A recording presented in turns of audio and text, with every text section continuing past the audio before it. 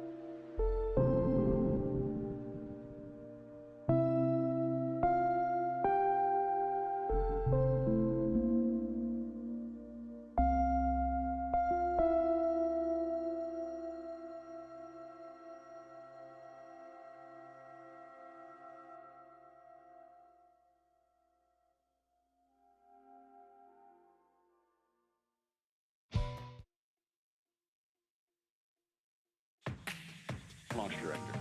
Launch vehicle is ready for launch. Mission director. 3, You have permission 2. to launch. Have ignition of the RS-68A main engine.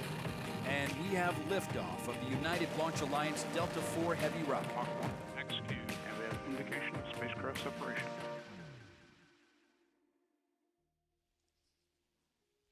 At Space Launch Complex 6, a Delta IV Heavy rocket is fueled and ready to launch the NROL-82 mission for the National Reconnaissance Office. Good afternoon and welcome to Vandenberg Air Force Base in California. I'm Caroline Kirk, a systems engineer with ULA. Liftoff is currently planned for 1:47 p.m. Pacific, and the launch team is not working any issues at this time. Approximately 15 minutes ago, the launch count entered a planned hold. We have 2 planned holds in today's 9.5-hour launch count. These planned holds give our team additional time to resolve any issues that come up prior to entering the terminal count. At the request of our customer, today's live mission coverage will conclude following payload fairing jettison, scheduled to occur just over 6 minutes after liftoff. In addition to watching our webcast, you can follow live mission progress at ulalaunch.com.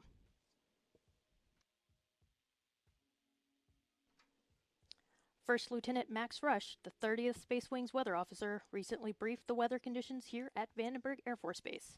Here's what we're seeing.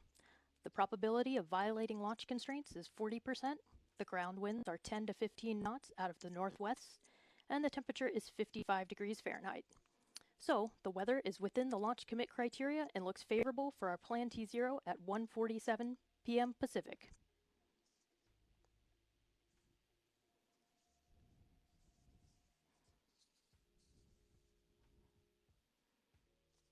Today's flight will head south away from our launch pad here at Vandenberg Air Force Base. Let's take a look at what else we can expect to see. 5, 4, 3, 2, 1, and liftoff of the United Launch Alliance Delta IV Heavy rocket.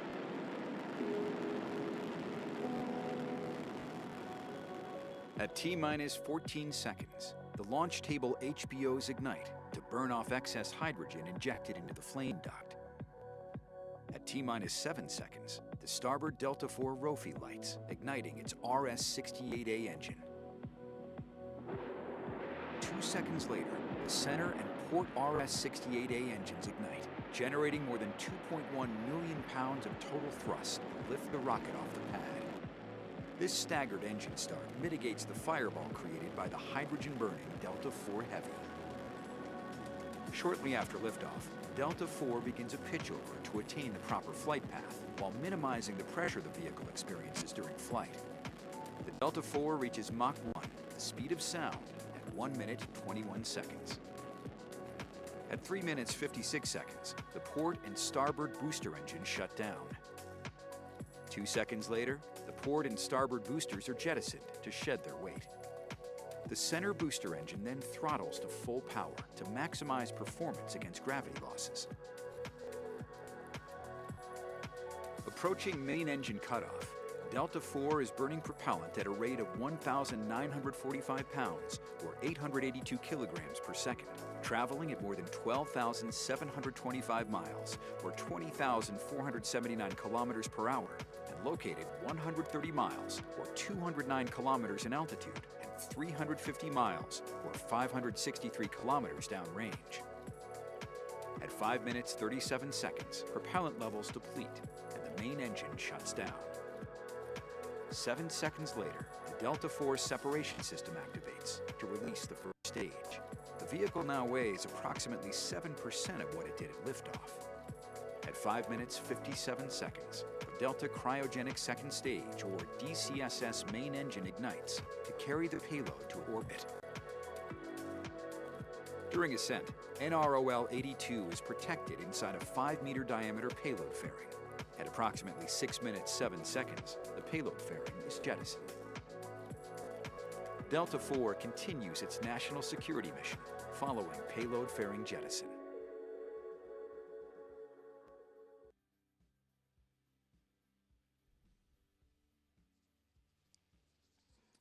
After today's liftoff, our viewers watching from Southern California may be able to see the Delta IV Heavy in flight.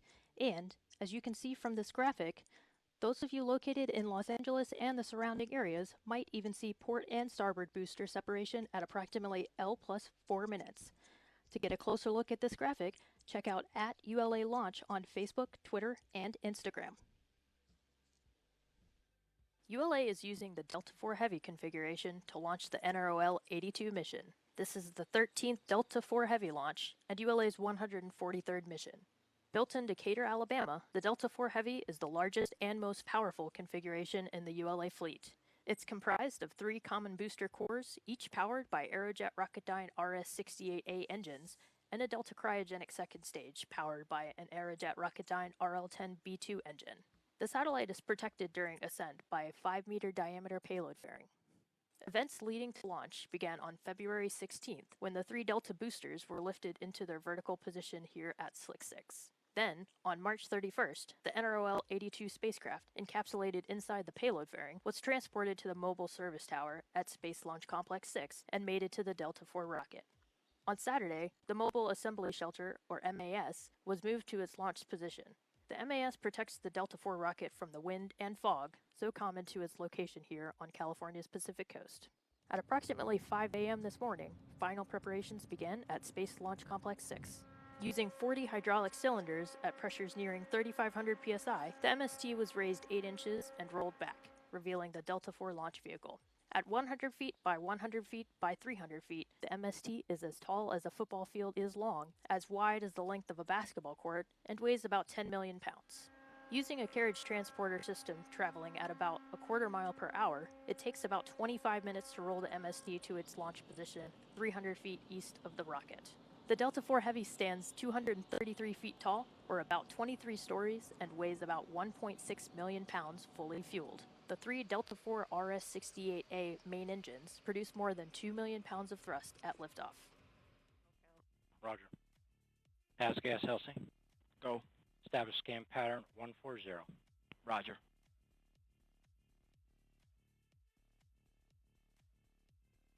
VSE, Elsie.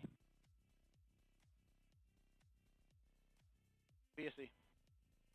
For step 1180, verify base bending moment instrumentation is active and data is valid. DBM is fully mission capable and recommend placard 6 alpha. Roger. LOLC, net 1. Here's the LO. I'll be utilizing placard 6 alpha. Copy 6 alpha.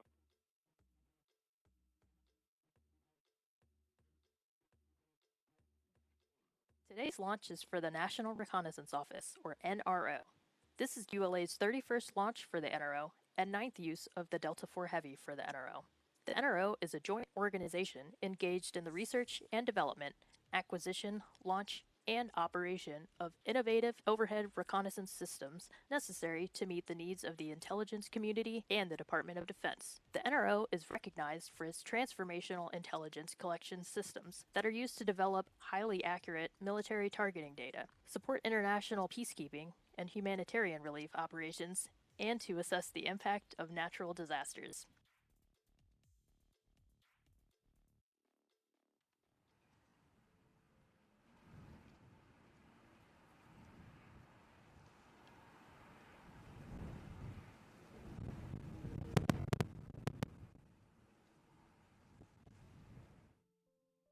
The NRO provided the artwork we see on today's payload fairing. The details on today's artwork were inspired by a World War II fighter pilot who was awarded the Medal of Honor, a Navy Cross, and Purple Heart for heroism and dedication, and who had ace fighter pilot skills. This patriot was Gregory Boyington, known to many as Pappy. This logo was designed to commemorate the many heroic acts and sacrifices that have been made to protect America. The artwork features an eagle, symbolizing freedom, wearing traditional World War II flight gear. Behind the eagle is an F-4U Corsair, the aircraft that Pappy Boyington flew while in the Marine Corps. Additionally, we have the Latin phrase Tacitae Libertatis Custodumque, which translates to Silent Guardians of Freedom. Below the mission artwork, there is an additional patch recognizing the NRO's 60th anniversary this year.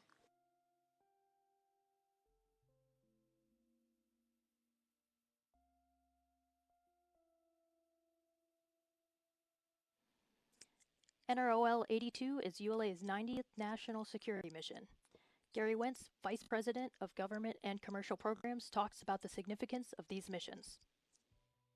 We're really honored to be here today launching our 90th mission for our national security defense customer as we begin the celebration of the National Reconnaissance Office's 60th anniversary. National security satellites range everything from GPS to intelligence sources that our decision makers use to direct and focus our warfighters in defense. It's 2 o'clock. A good example of a national security space satellite would be something like a GPS system.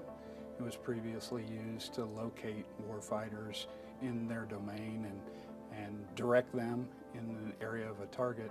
And since then, that capability has evolved and being used by citizens across the world. Launching these critical payloads for our national security defense customer is extremely important. There's a lot of challenges. You have to have a team that's focused with a national security background and have been cleared. You have multiple payloads that are coming together with unique requirements to test and check out before launch. We focus on vertical integration to give that spacecraft a similar environment on the ground as it'll see during ascent and headed to orbit. And then we actually deploy them at different locations because they serve different functions. We're really looking forward to starting with our new launch vehicle, the Vulcan Centaur, and actually be able to start integrating some of these critical payloads on that platform and launching here in the near future. Verification. Roger. OSM, verify the whole fire switch is in the proceed position. Today's flight is dedicated to frontline workers who have been vital to the fight against COVID-19.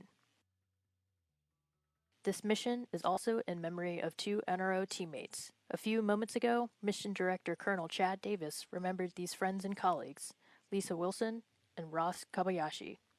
Let's listen in. Today's launch is dedicated to the memory of past NRO teammates, notably including Lisa Wilson, engineer, friend, wife, mother and grandmother, who for 32 years provided unbounded support and technical direction for critical space lift missions, resulting in precise orbital insertion of satellite vehicles. Lisa's achievements are to be remembered as an example of service of the freedoms we stand for. Go for flight.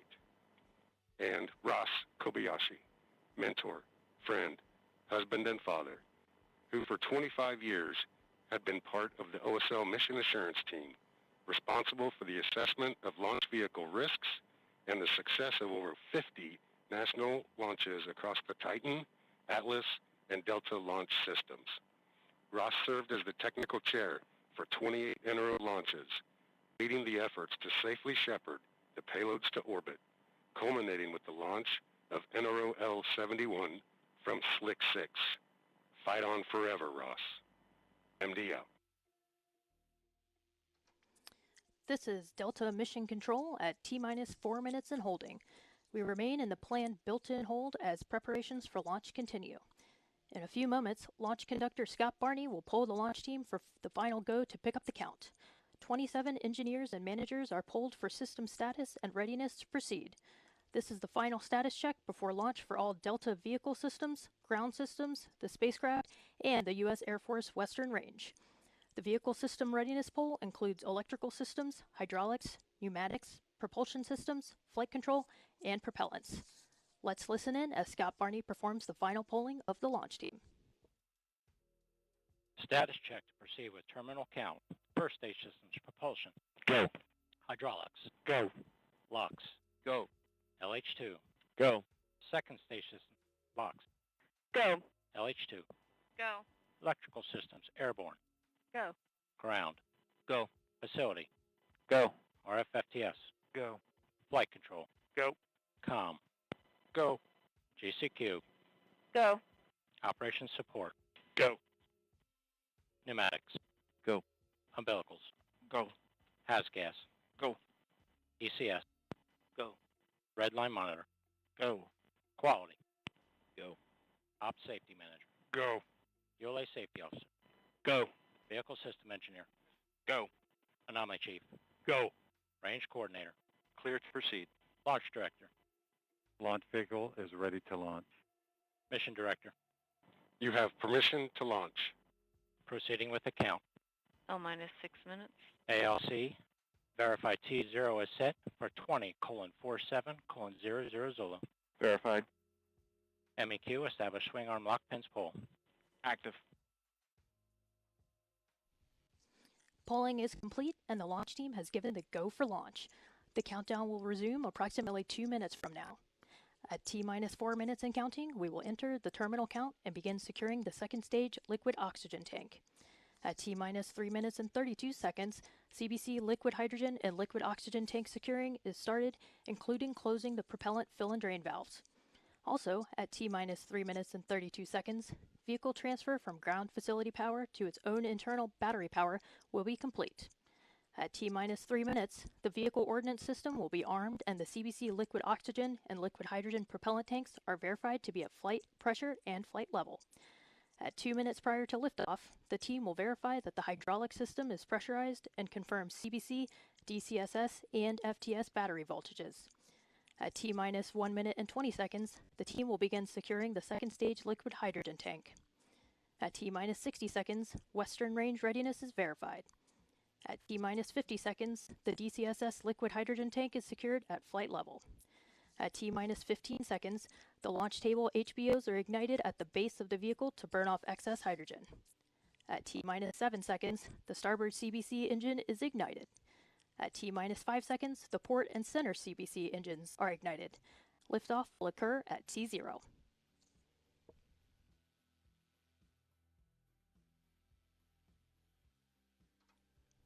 This is Delta Mission Control at T-minus 4 minutes and holding. We anticipate releasing the hold in just a few moments. T-minus 4 minutes and counting. 3:55. Ground pyros enabled. The countdown clock has resumed. We've entered the terminal count and are go for launch at 1:47 p.m. Pacific Time.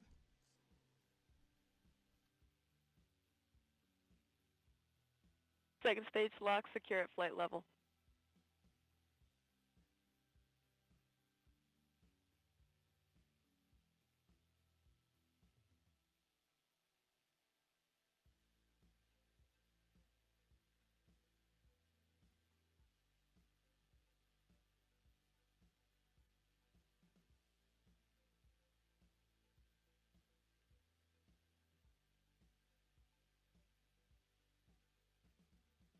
T-minus 3 minutes, 7 seconds.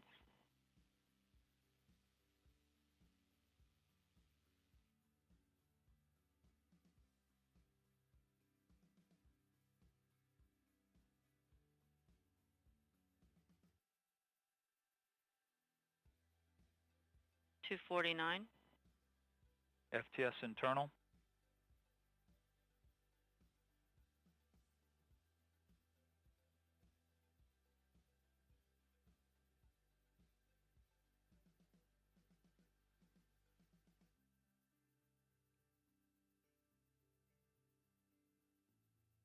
CBC locks at flight pressure and flight level.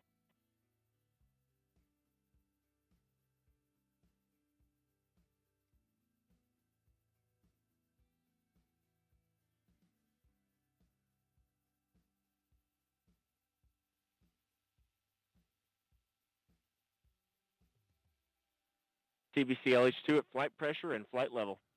Hydraulic pressure at 4,000. 2 minutes, 1:59. Vehicle internal. 1:55. Launch sequencer start.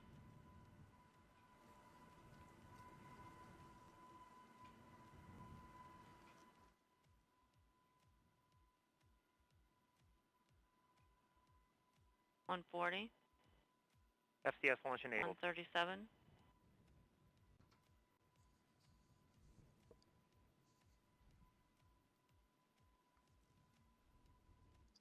T-minus 90 seconds. The launch vehicle, payload, ground systems, and western range are go for launch. 1:20. OCU's armed. FTS count started.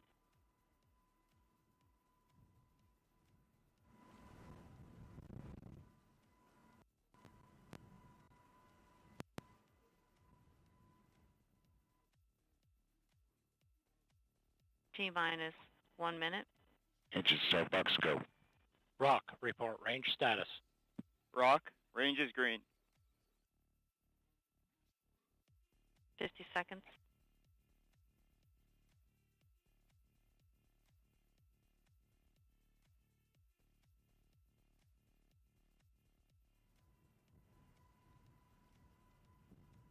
Second stage LH2, secure at flight level. 30 seconds.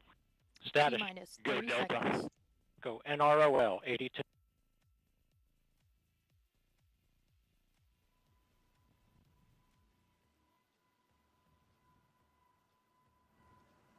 Fifteen seconds. Roll for ignition. 10, 9, T-minus 10, 9, 8, 7, 6, 5, 4, 3, 2, 1, and liftoff of the United Launch Alliance Delta IV Heavy rocket carrying the NROL-82 mission for the National Reconnaissance Office. Go on the pitch over maneuver.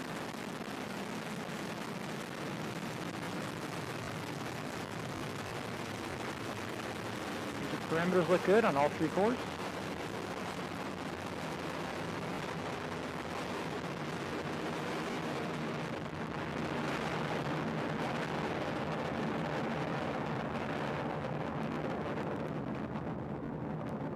Core booster is now throttling down to the partial thrust level. Partial thrust achieved. You are hearing the voice of Rob Kesselman providing launch vehicle ascent data. Now, 50 seconds into flight, vehicle is 3 miles in altitude, 5 miles downrange distance, traveling at 970 miles per hour.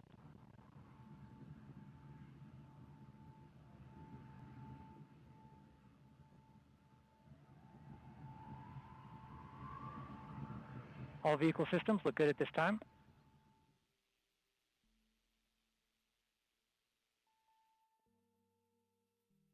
Now at T plus 80 seconds, vehicle is now passing through max Q, maximum dynamic pressure. Mach 1, vehicle is now supersonic.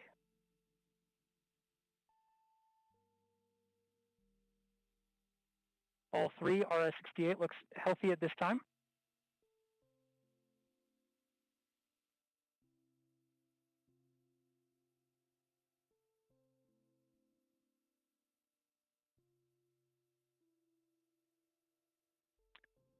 Vehicle systems continue to be healthy.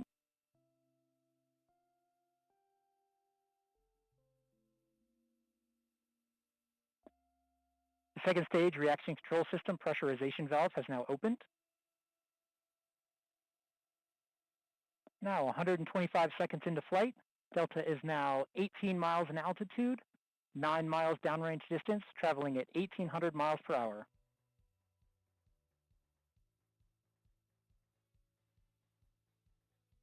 Delta has now gone to closed loop guidance. Vehicle body rates are nominal.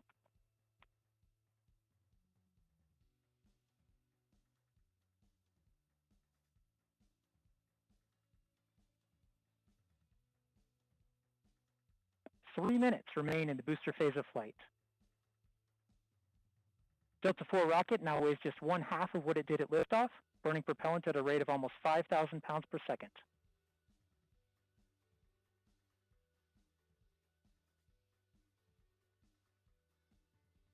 One minute until port and starboard booster engine cutoff.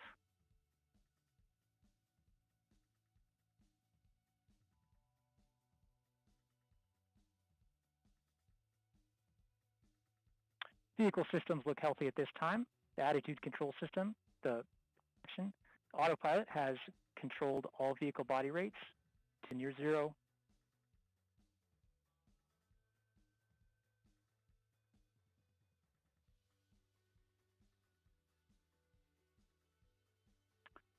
Approximately 30 seconds remaining now until the port and starboard booster engines cut off.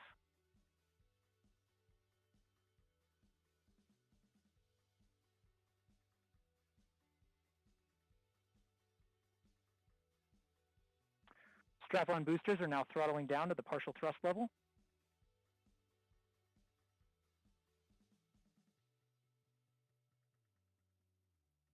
Strap-on booster cutoff and separation of the strap-on boosters. Core booster is now throttling back up.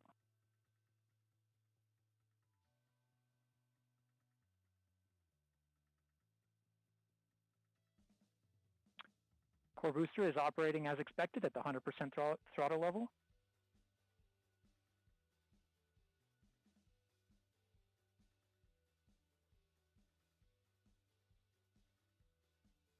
It's 2:15. The upper stage lock system has now begun the boost phase chill down sequence to begin thermal conditioning of the RL-10 engine. 1 minute remaining in the booster phase of flight.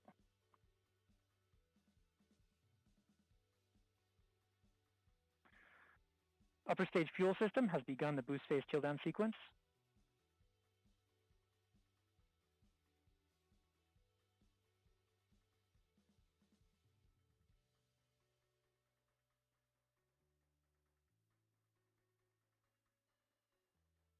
Booster performance continues to look good at this time.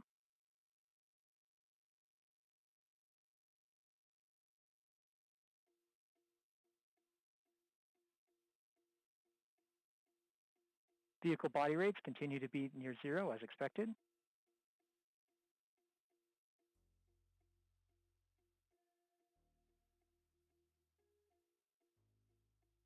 Core booster is now throttling down.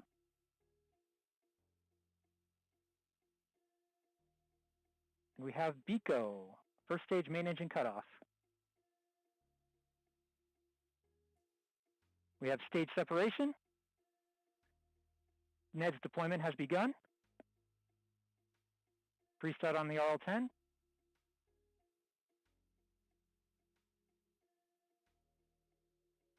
We have ignition on the RL-10, that's one.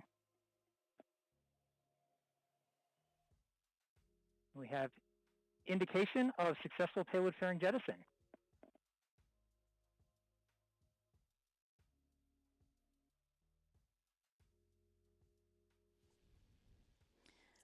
This year, the National Reconnaissance Office celebrates its 60th anniversary. From its inception in 1961, the NRO has used its incredible intelligence collection capabilities to meet the nation's challenges. Let's take a look back at the agency that has pushed the envelope of U.S. space-based intelligence collection with courage and ingenuity.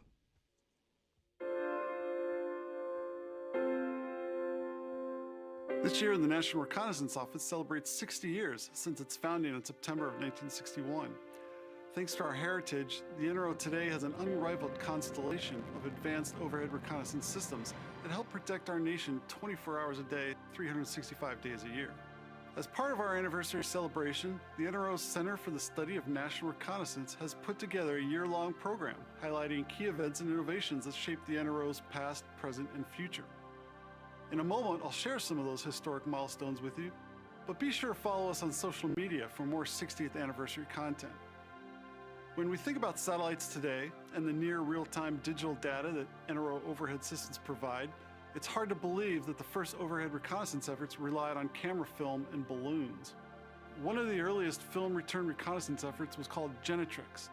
In 1956, the U.S. Air Force began launching high-altitude balloons from Europe and Turkey that would sail across Eastern Europe and the Soviet Union, taking pictures along the way as they floated by. Then when they got out over the Pacific, the Air Force retrieved the balloons from midair in C-119 aircraft. This recovery experience was invaluable a few years later for the Corona program. Corona took aerial recovery a step further because the film was ejected from a satellite instead of floating along in a balloon. These early film vehicle captures were so essential to the field of reconnaissance that we've placed examples in the NRO headquarters lobby. Each parachute represents one of the critical innovations that brought the NRO from 1961 up to today. Another enduring legacy is our history as both a member of the intelligence community and the Department of Defense. In the late 1950s, all three military services, as well as the CIA, were involved in trying to launch satellites, each for their own unique purposes. By the time President Kennedy took office in 1961, it was clear that all of these various efforts would be more effective and efficient if they were managed within one single organization to control budgets and facilitate coordination. So on September 6, 1961, CIA and the DoD signed an agreement to form the jointly managed National Reconnaissance Office to run the National Reconnaissance Program.